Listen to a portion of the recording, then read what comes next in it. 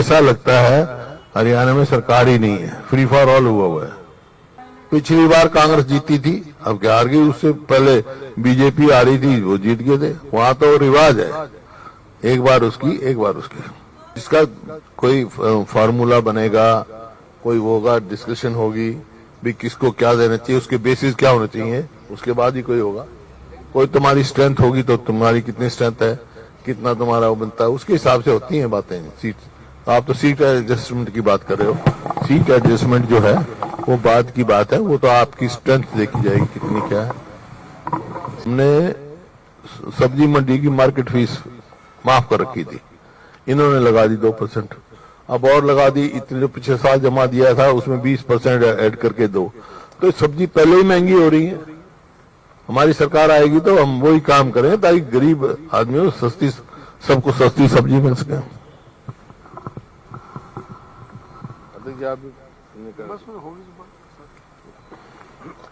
अब कोई भी आप सवाल पूछ सकते हैं। राज्यों के नतीजे आए से जुड़ा ही सवाल था सर। हाँ, कुछ लीडर्स ने, कांग्रेस के बड़े नेताओं ने ईवीएम को लेकर सवाल उठाए थे। आपका क्या इस पर मानना है सर? ईवीएम से चुनाव कराना सही है, आपको लगता है? देखिए, वो तो पहले भी जब कपिल सिब्बल कांग्रेस में थे उस टाइम से चर्चा चल रही है, तो इसकी कहीं ना कहीं तो संतुष्टि होनी चाहिए।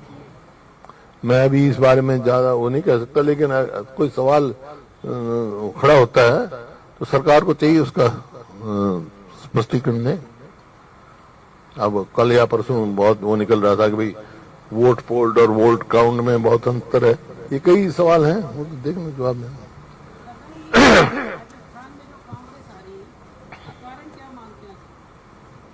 हार जीत, प्रजातंत्र में हार जीत लगाओ, कारण क्या है?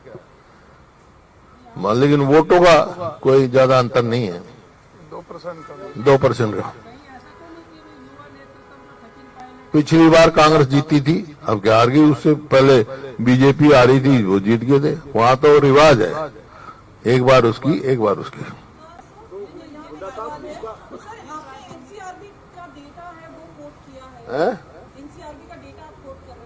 हाँ,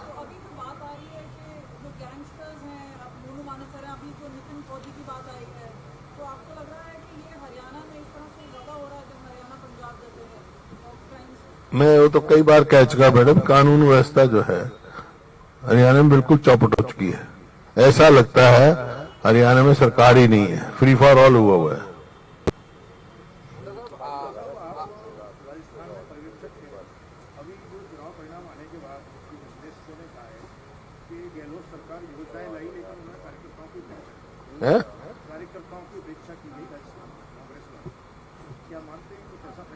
अगर कार्यकर्ताओं की उपेक्षा होती तो इतनी वोट कैसे आती है?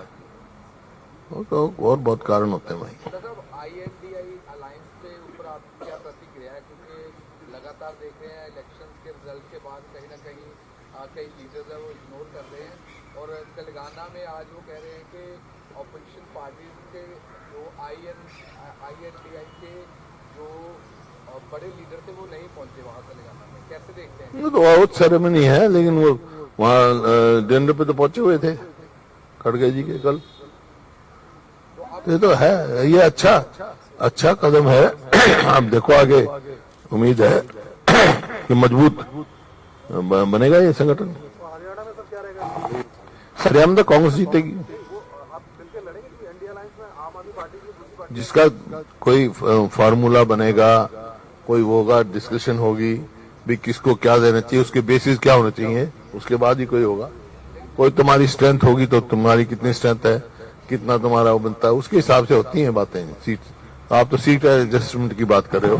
सीट एडजस्टमेंट जो है वो बाद की बात है, वो तो आपकी स्ट्रेंथ देखी जाएगी कितनी क्या है।